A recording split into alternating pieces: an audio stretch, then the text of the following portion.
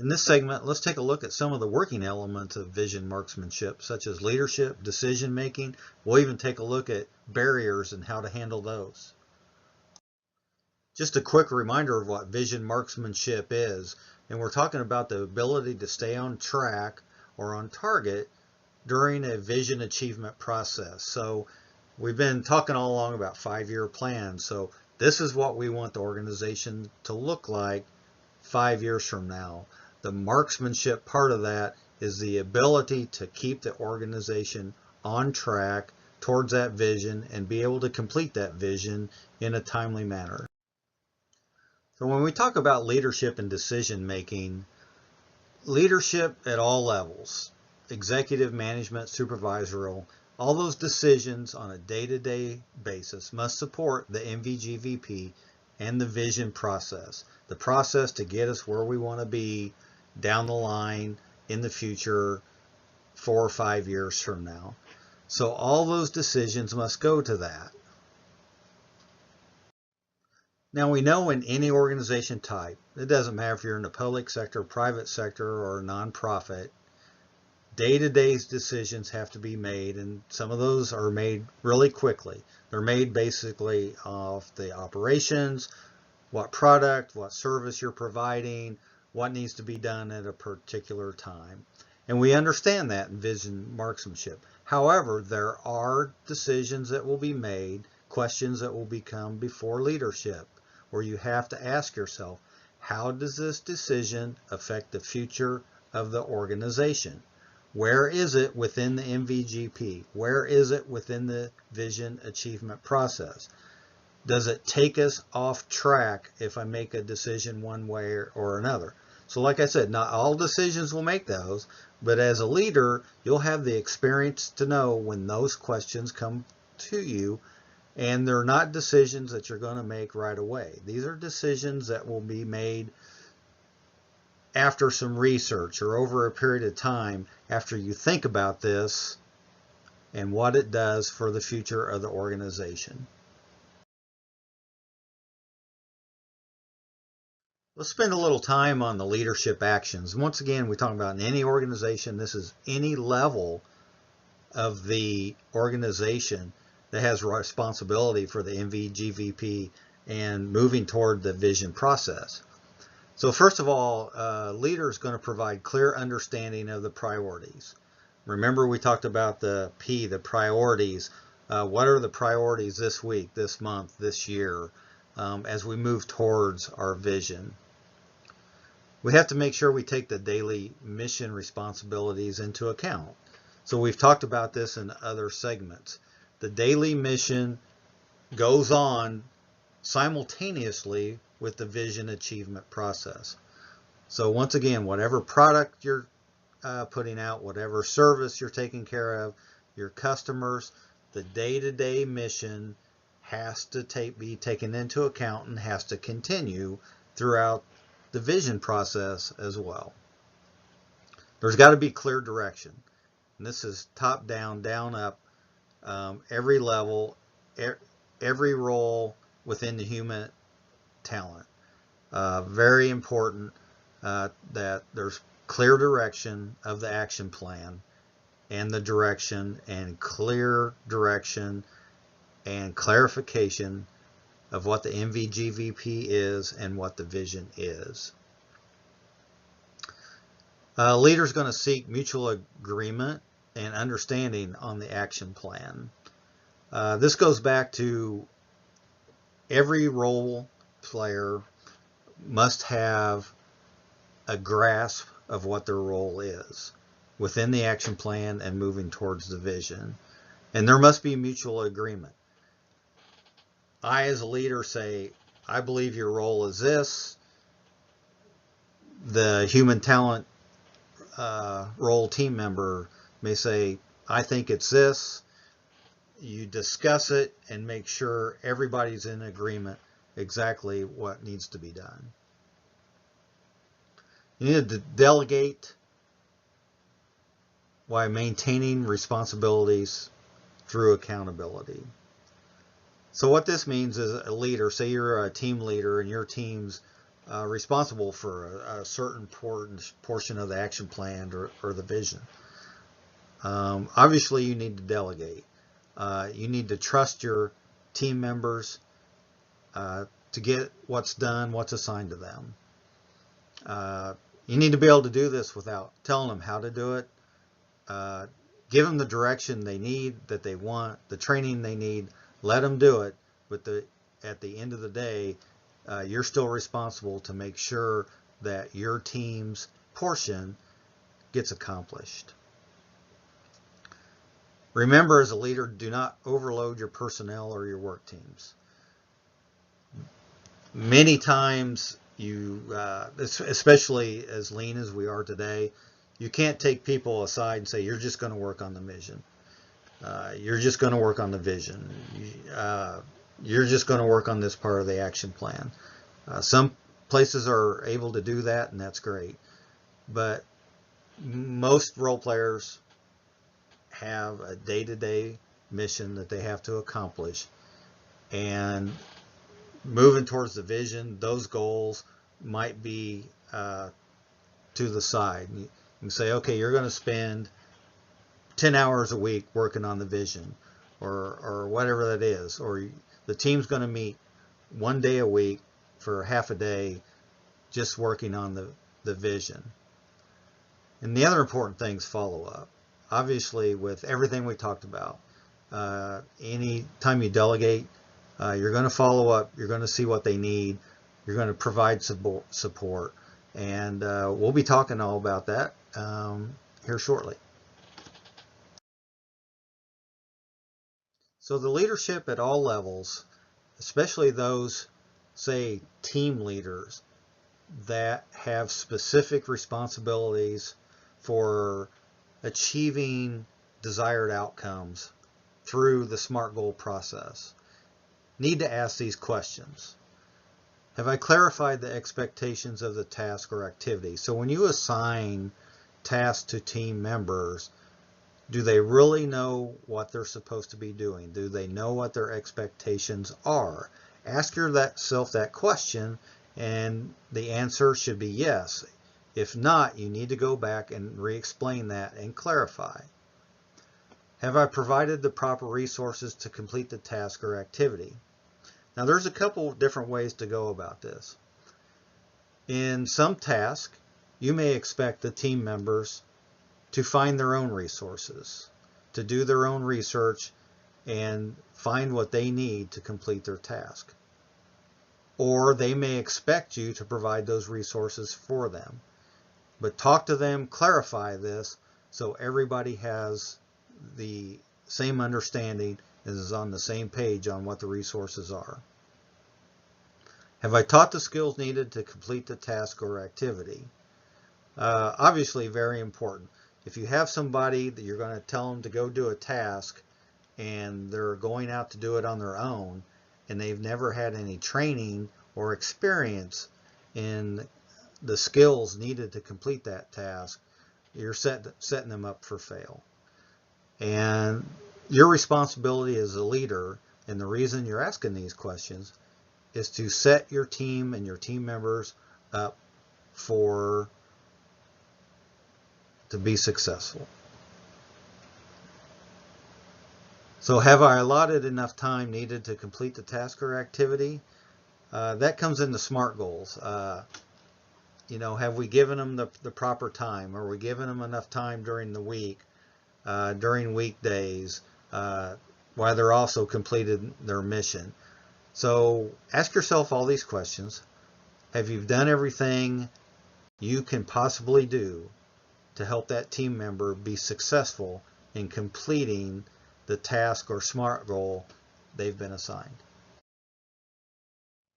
Let's take a look at the leadership support in kind of a cycle version.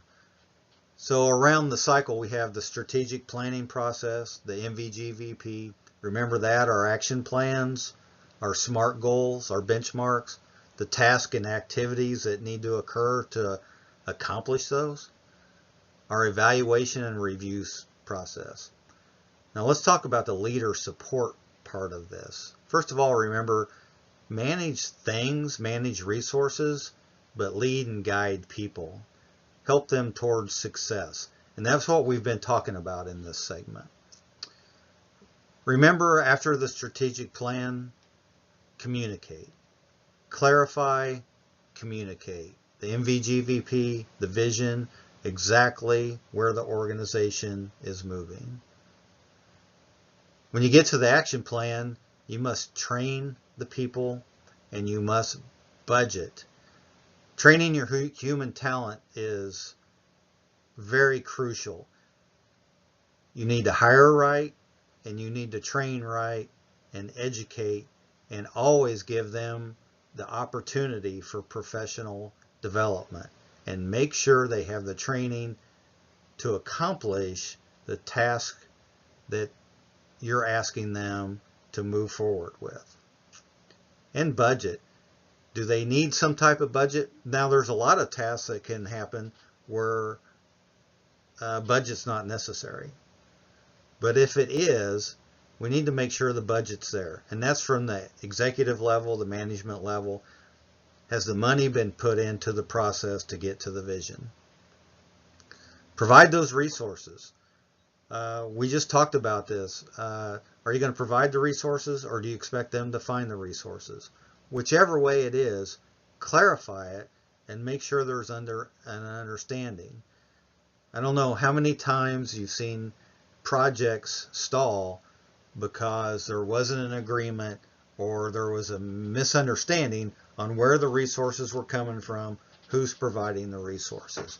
So very, very important to clarify that and communicate. Provide support, and that's throughout the process. Communicate, provide support, answer questions, give direction, lead, and guide. And then in the review process, where are we at?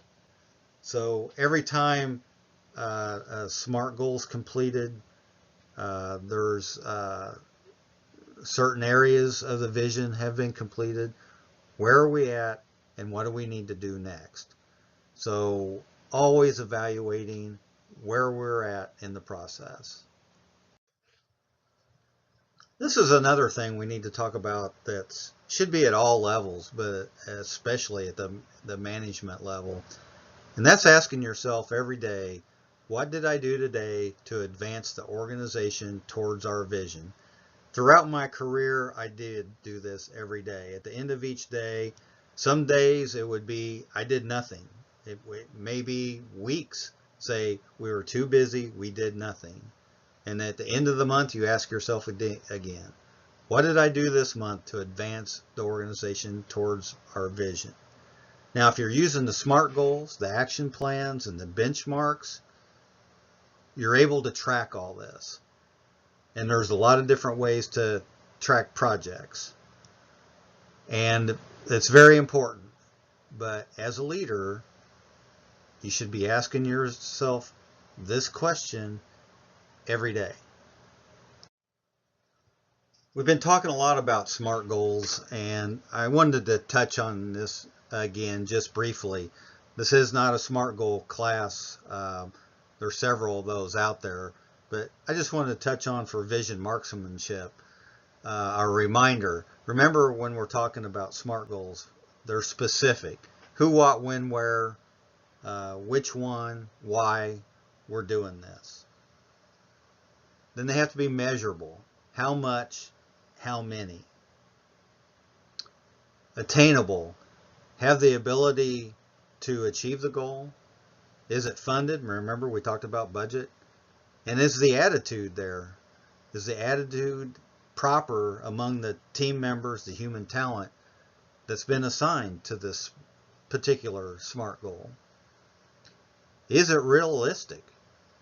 Is it willing, able? Does everybody truly believe that it's a realistic goal that can be attained? And time specific. It can't really be a SMART goal unless it's got a time frame. So how realistic is that time frame? Now, all SMART goals may not be achieved within the time frame. Some may be achieved way before the end of the time frame. It's Sometimes it's hard to judge, but there needs to be a time frame and there needs to be an evaluation process and sometimes a performance correction process. So I just wanted to touch again on SMART goals. So we keep bringing this up so you remember exactly what we're talking about and how important SMART goals are within the action planning process that moves you towards your vision. Any type of mission, project within the organization, there's always barriers that can come up. So as a leader, you need to kind of predict what these barriers are and what you might do to overcome those.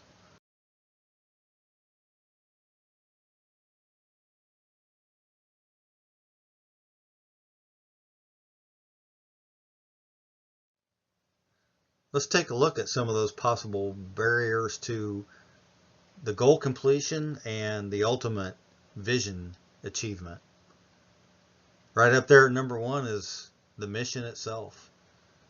Day-to-day operations getting in the way sometimes of achieving the vision. Putting out those daily management fires, issues that come up every day in day-to-day operations tend to push the task needed to complete the vision back, and it keeps getting pushed back.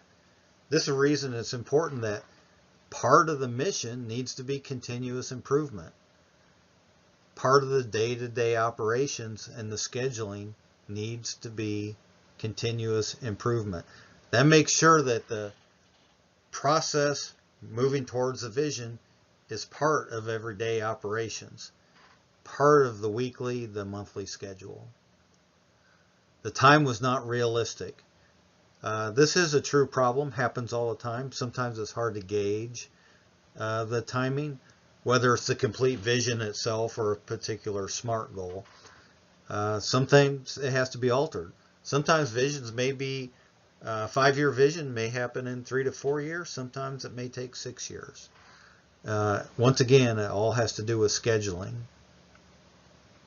Lack of proper resources. This is important. Once again, the leader needs to make sure the resources are available to the team or whoever's completing the task towards a particular goal. Now, this doesn't mean the leader necessarily has to give them the resources. Maybe they're telling them how to get the resources, but it needs to be clarified so there's no misunderstanding.